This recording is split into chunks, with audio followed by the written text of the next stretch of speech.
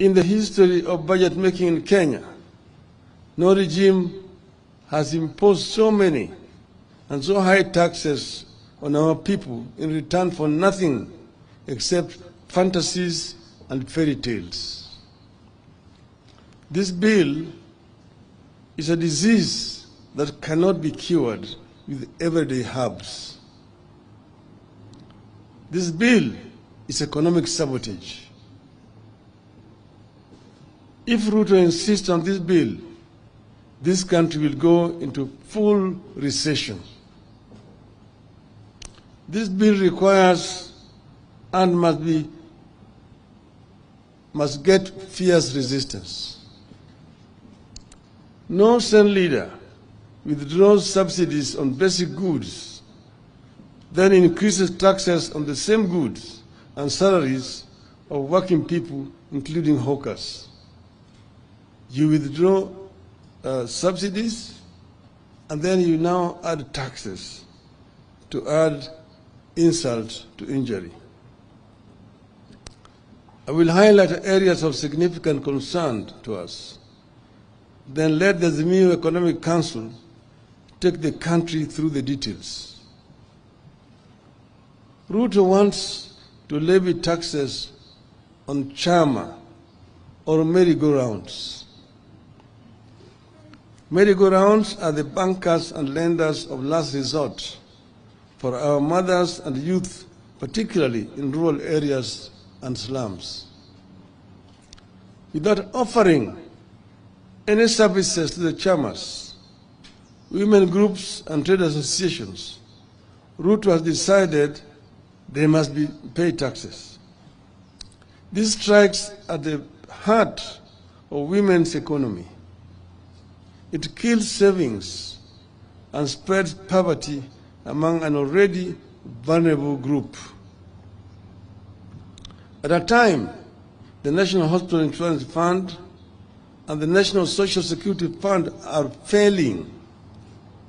Ruto is telling Kenyans to forgo 3% of their salaries and deposit it into some fantasy called housing levy. Nobody knows where it is housed. The government cannot agree whether it is a tax or an investment. Nobody knows how government became an investment advisor to Kenyans. They ignore concerns by employers and employees that many pay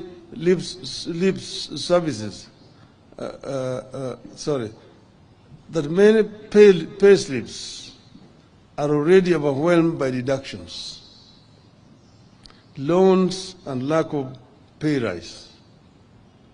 They ignore concerns that this tax will increase business operating costs and force farms to relocate. Already some farms are relocating merely because of the high cost of energy in this country. It is cheaper to manufacture in Egypt and export back to Kenya. Look at the arrogance with which they want to raise turnover tax for businesses from the current 1% to 3%. They are targeting small businesses by reducing turnover of taxable businesses from Kenya shillings 1 million to 500,000. With this, any small business that sells goods and services worth 1,370 daily will pay a turnover tax of 15,000 per year, regardless of whether the business makes a profit or not. That sounds like a memo on how to kill businesses and the economy. Nobody now knows where the bottom-up economy went. The mamamboga, the boda, the juakali, the hustlers. Contrast that decision to increase taxes for small businesses and merry-go-rounds with Ruto's plan to scrap VAT on aircrafts and helicopters.